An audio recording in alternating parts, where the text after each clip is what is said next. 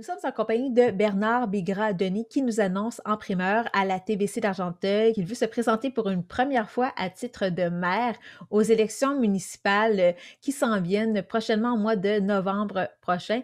Monsieur Bigra-Denis, pourquoi est-ce que vous avez décidé de vous lancer donc pour une première fois à titre de candidat à la mairie de la ville de La Chute?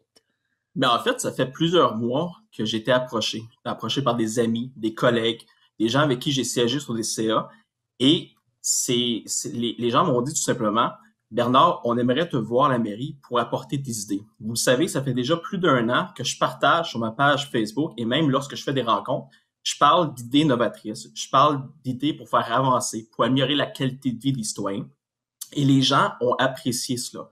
Et on le sait que j'ai ma ville à cœur. J'aime contribuer pour faire avancer la ville de La Chute et je le fais depuis bien longtemps. Alors évidemment, j'étais en réflexion. J'ai consulté ma petite famille pour m'assurer que tout était bien.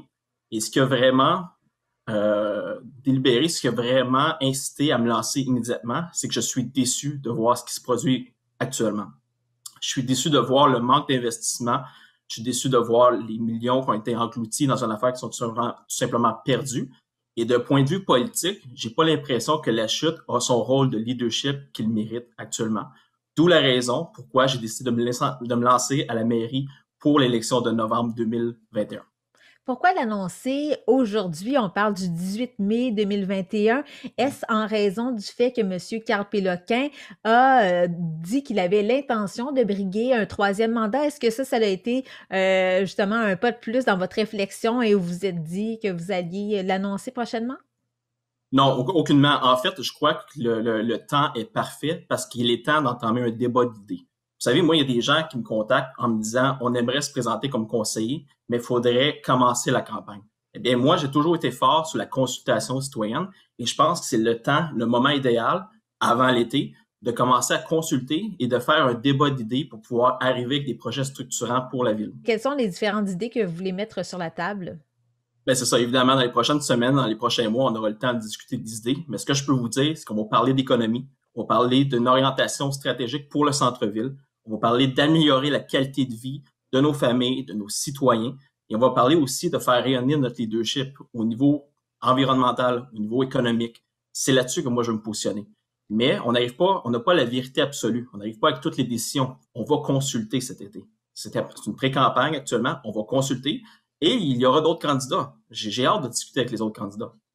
Et pourquoi ne pas avoir choisi de briguer, un poste de conseiller municipal? Parce que vous l'aviez fait en 2017, vous aviez été battu par, Patrick Cadieux, par, en fait 19 votes, 19 Oui. voix, donc pour être plus précise.